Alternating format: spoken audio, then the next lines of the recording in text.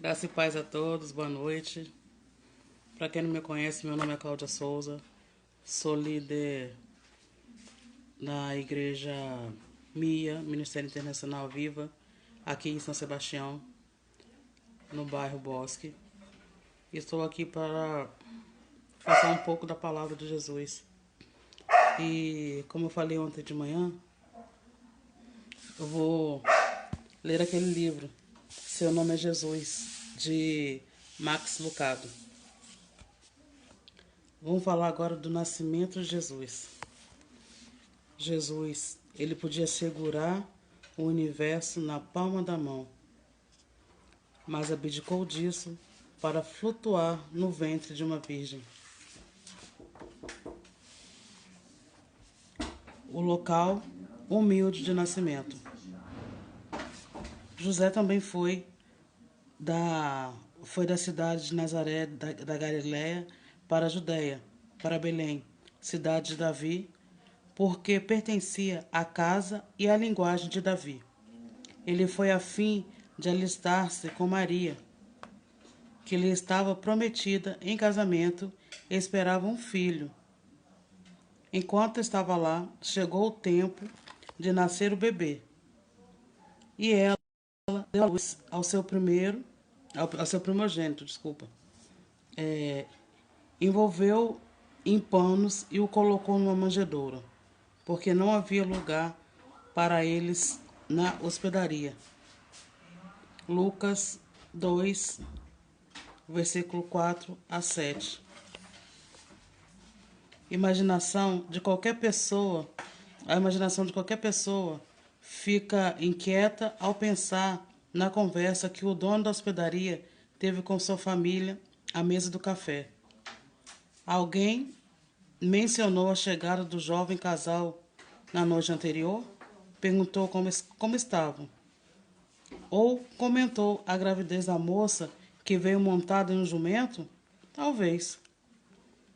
É bem possível que alguém tenha tocado no assunto. Contudo, na melhor das hipóteses, se alguém levantou a questão, ela não foi discutida. Não havia nada de extraordinário neles.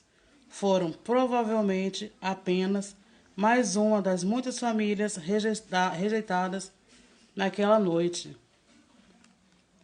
Além do mais, quem tinha tempo para conversar sobre eles com tanta agitação ao redor? Augusto fez um enorme favor à economia de Belém quando decretou a realização de um censo. Quem poderia se lembrar disso em um momento de tanto alvoroço no vilarejo? Não, é muito difícil que alguém tenha mencionado a chegada do casal, se preocupando com a condição da moça. Estavam ocupados demais. O dia seria cheio. Tinham de preparar o pão do dia. As tarefas da manhã precisavam ser realizadas.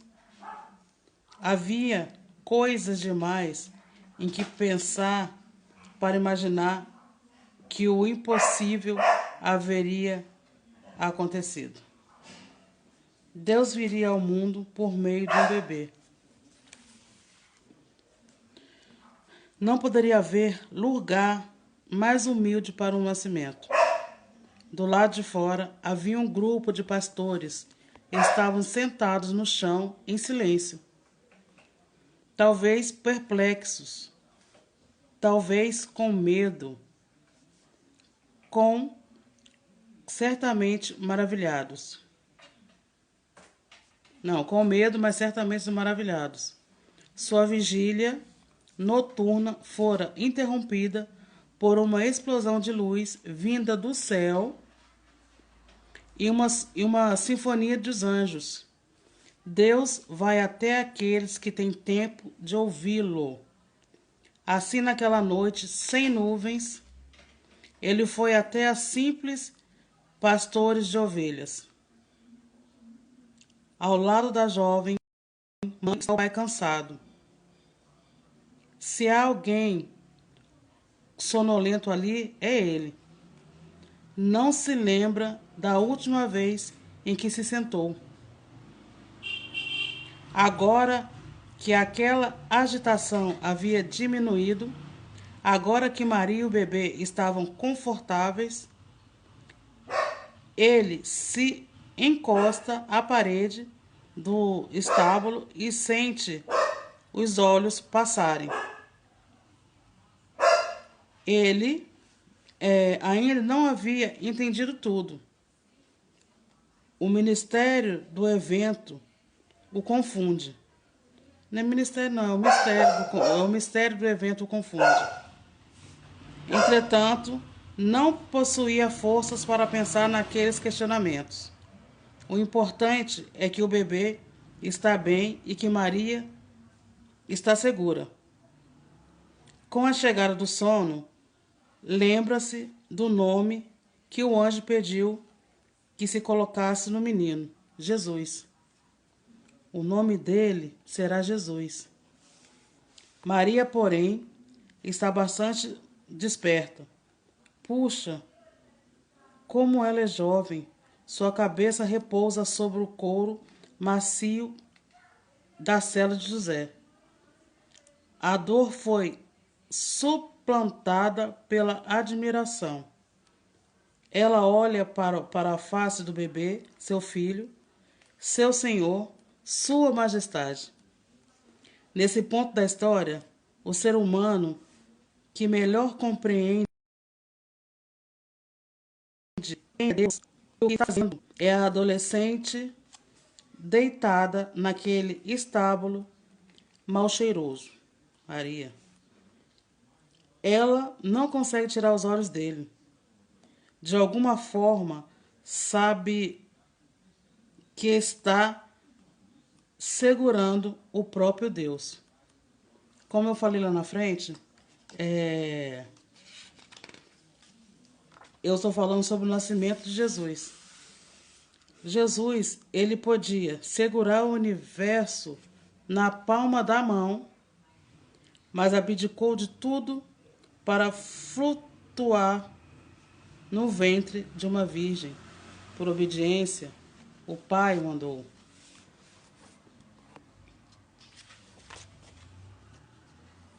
Ele veio não como um clarão de luz, nem como um conquistador inacessível, mas como aquele cujos primeiros choros foram ouvidos por uma moça simples e um carpinteiro sonolento.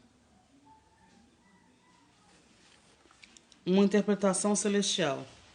Deus tocou o ombro coletivo da humanidade. Com licença, disse ele. E a eternidade interrompeu o tempo. A divindade interrompeu a carnalidade e o céu interrompeu a terra na forma de um bebê. Olha que lindo. O cristianismo nasceu de uma enorme interrupção celestial. Pergunte aos pastores de Belém. Sabemos muito pouco sobre esses homens. Como se chamavam? Qual sua idade? Quantos trabalhavam naquela noite? Não sabemos, mas de uma coisa temos certeza. Eles não tinham as expectativas de agitação. Aqueles homens cuidavam de ovelhas. Naquela região havia pastores que estavam passando a noite nos campos, tomando conta dos rebanhos de ovelhas. Presumimos que ovelhas dormem. Além do mais, esse era o turno da noite. Era praticamente como olhar a tinta secar. Pastores, olhando ovelhas, dormiram. Dizer essa frase é mais excitante do que o trabalho em si. O maior desafio deles era não dormir. Aqueles homens nem sequer aventavam a hipótese de qualquer alvoroço. Também não desejavam nada disso. Qualquer agitação era sinônimo de coisa ruim. Lobos, pumas, ladrões. Pastores valorizaram o previsível. Analisavam pela calma. Seu único objetivo era poder dizer às esposas: nada aconteceu essa noite. O fato de desejarem uma noite tranquila, porém, não significava que a teriam.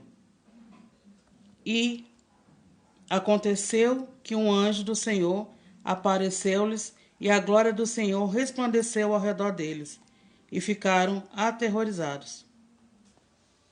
Lucas 2, 9. A mudança sempre traz medo antes de produzir fé.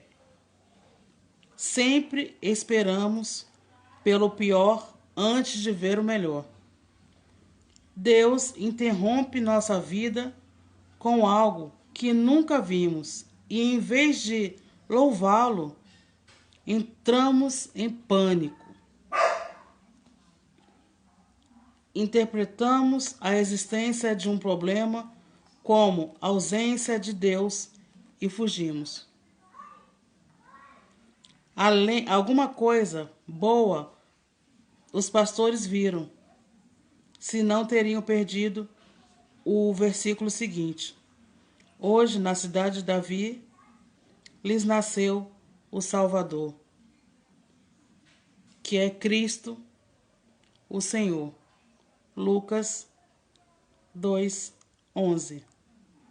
Deus veio a nós. Eu vou encerrar essa leitura com essas palavras.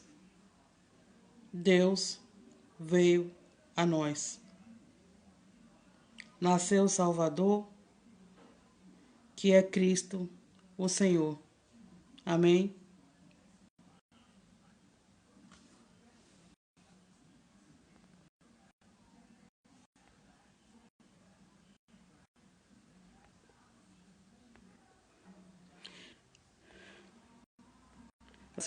Bispa.